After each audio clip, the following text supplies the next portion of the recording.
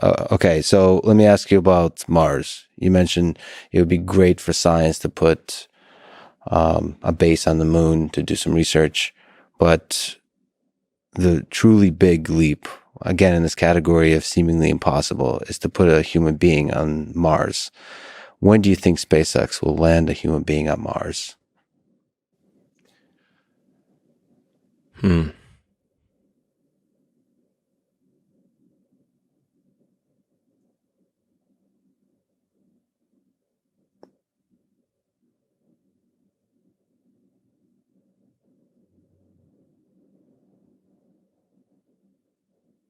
Best case is about 5 years.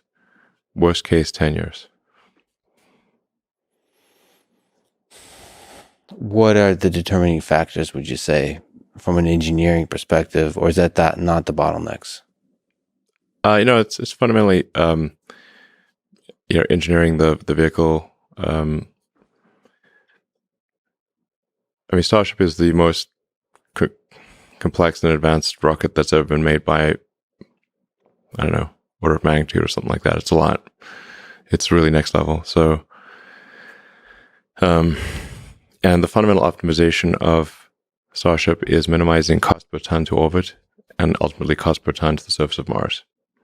This may seem like a mercantile objective, but it is actually the thing that needs to be optimized.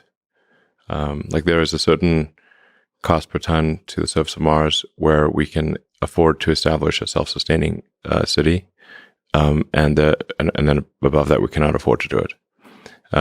So right now you couldn't fly to Mars for $1 trillion. No amount of money could get you a ticket to Mars. So we need to get that above, to get that like something that is actually possible at all. But that's we don't just want to have, with Mars flags and footprints and then not come back for a half century like we did with the moon. In order to pass a very important great filter, I think we need to be a multi-planet species. This may sound somewhat esoteric to a lot of people, but eventually, given enough time, the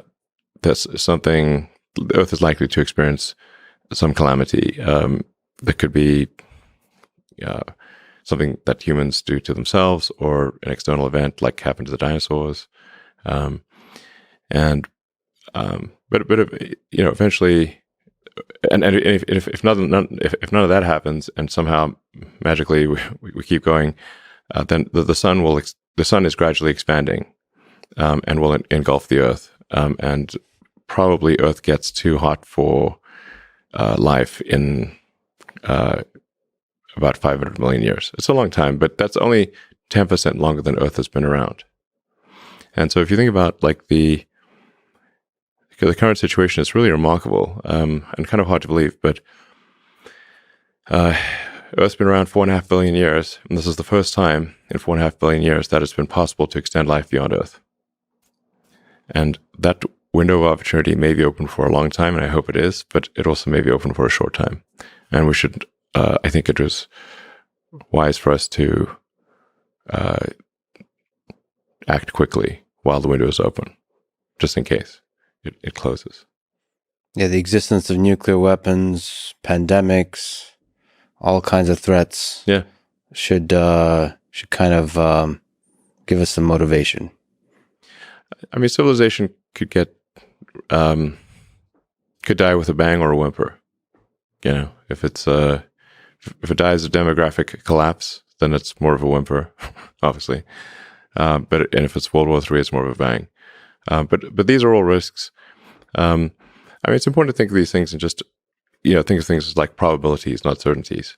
There's a certain probability that something bad will happen on Earth. I think most likely the future will be good. But there's let's say for argument's sake, a 1% chance per century of a civilization ending event. That was Stephen Hawking's estimate.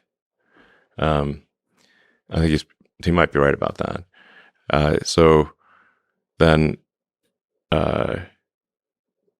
we should basically think of this like being a multi-planet species is like taking out insurance for life itself, like life insurance for life. Wow, so this turned into an infomercial real quick. life insurance for life, yes. And we can bring the creatures from plants and animals from Earth to Mars and breathe life into the planet, and have a second planet with life.